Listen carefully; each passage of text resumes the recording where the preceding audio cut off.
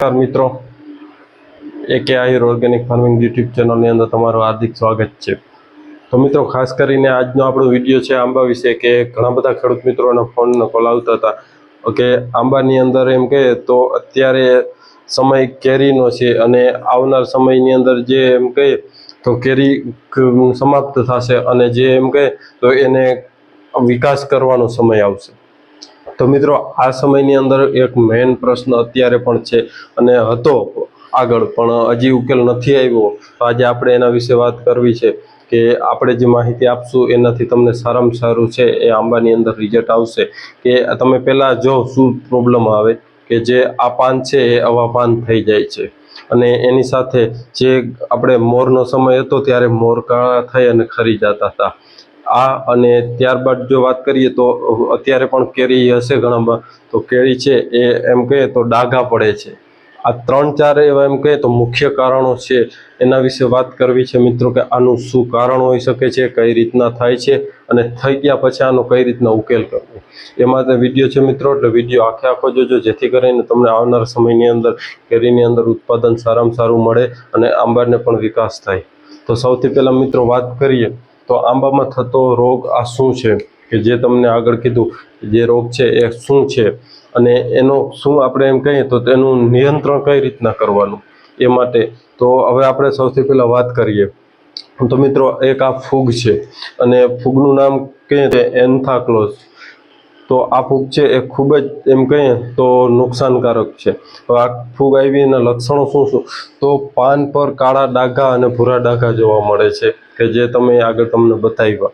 અને એની સાથે જે ફળની અંદર જે આમ કહે તો દબાઈ જાય, પોચું પડ્યું હોય, ફળ ઉપરથી સારું લાગે પણ અંદર પોચું પડ્યું હોય અને જે એમ કહે તો ફળની કેરી આખી છે એ આમ દબાવો તો તરત ત્યાં છાલ છે એ બેવડી વેરી જાય છે।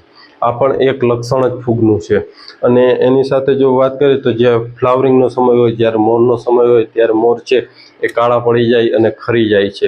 આપણે એમ કહીએ છીએ કે આ ઝાકળ આવી અને મોર કાળા પડી ગયા, તો એવું નથી। હવે મિત્રો, ખાસ કરી અને આ ઝાકળથી નુકસાન થાય છે પણ એનું કારણ હું તમને સમજાવીશ। તો આ ફૂગમાં નિયંત્રણ માટે પણ આપણે આપશું અને આ રોગ ન થવા, તો આ રોગ થવાનું કારણ છે એની વિશે પણ આપણે માહિતી આપશું।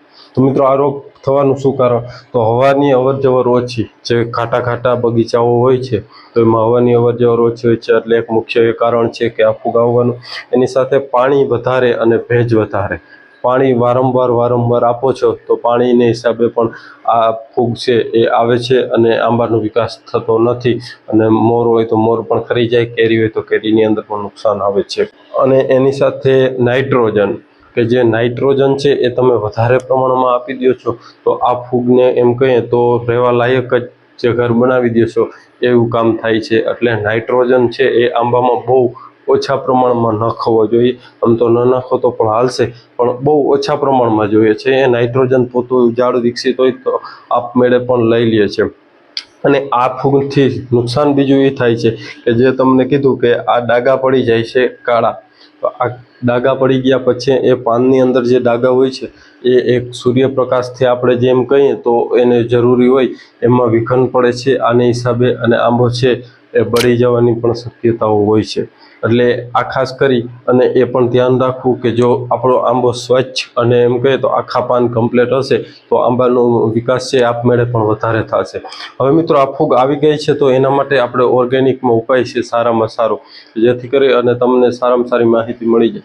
તો ઓર્ગેનિકની અંદર નીમ આધારિત દવાઓ, જે નીમ ઓઇલ આવે છે અથવા નિમાસ્ત્ર છે જે ઘરે બનાવી શકાય, લીમડાના પાંદડાની ચટણી બનાવી અને થોડાક દિવસ રાખી અને એના વિશે પણ આપણે વિડીયો બનાવ્યો છે, અથવા તમે જોઈ લેજો વિડીયો આપણી યુટ્યુબ ચેનલની અંદર કે નીમ ઓઇલ છે એ કઈ રીતના બનાવવું અથવા નિમાસ્ત્ર છે એ કઈ રીતના બનાવવું। હવે એ કોઈ પણ નીમ ઓઇલ આવે છે સારી કંપનીનો એ પણ રાખી શકો છો, અથવા નિમાસ્ત્ર આવે છે એ પણ આવે। અને ખાટી છાશ, કે જે ગાયની ખાટામાં ખાટી છાશ આવે છે કે જે તાજીથી કરી અને ખાસ કરી અને સમજી લ્યો 9 મહિના લગીની જૂની હોય એ વાપરી શકો છો। પણ જો તમારે વધારે એટેક હોય તો 3 મહિનાથી જૂની અને 9 મહિના પહેલાંની એનો ઉપયોગ કરી શકો છો. 9 મહિના પછી છાશ કોઈ પણ પ્રકારની હોય તો એક્સપાયર થઈ જાય છે. આ ખાસ કરી અને આમાં ગાયની છાશ હોય તો વધારે બેસ્ટ, સારામાં સારું રિઝલ્ટ મળે. અને એની સાથે જીવામૃત અને ઘન જીવામૃત છે એનો સ્પ્રે કરી શકો છો અને આંબાના થડમાં પણ પિયત આપી શકો છો. અને એની સાથે હજી એક છે કે જે વેસ્ટ ડીકમ્પોઝર છે એનો પણ સ્પ્રે કરી શકો છો અને આંબાના થડમાં નાખી શકો છો. આનાથી જે આંબાના થડની અંદર જે કીડો આવે છે એ પણ નહીં આવે અને આંબાનો વિકાસ પણ સારો થશે અને જે આ ફૂગ છે એનામાં પણ સારામાં સારું રિઝલ્ટ મળશે. એટલે મિત્રો કહેવાનો મતલબ એ કે આનું ખૂબ સારામાં સારું રિઝલ્ટ છે. અને અન્ય તમારો કોઈ પણ પ્રશ્ન હોય તો આપણું વોટ્સએપની અંદર એક ગ્રુપ છે.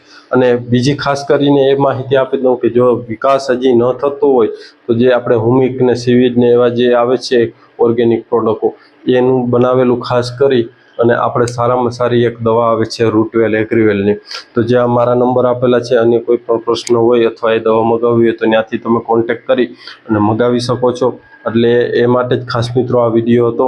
અને આ વિડીયો ગમ્યો હોય તો વિડીયોને લાઇક કરજો અને ખાસ કરીને આપણું ઇન્સ્ટાગ્રામ અને ફેસબુક પેજ છે તો એને ફોલો ના કર્યું હોય તો ફોલો કરી લેજો કે જેની લિંક આપણા વિડીયોના ડિસ્ક્રિપ્શનમાં. અને અન્ય કોઈ પણ તમારો પ્રશ્ન હોય તો આપણું વોટ્સએપની અંદર એક ગ્રુપ છે કે ગ્રુપની લિંક વિડીયોના ડિસ્ક્રિપ્શનમાં, ત્યાંથી ગ્રુપમાં જોડાઈ જાઓ અને વધારે માહિતી જોતી હોય તો ત્યાંથી તમને મળી જશે.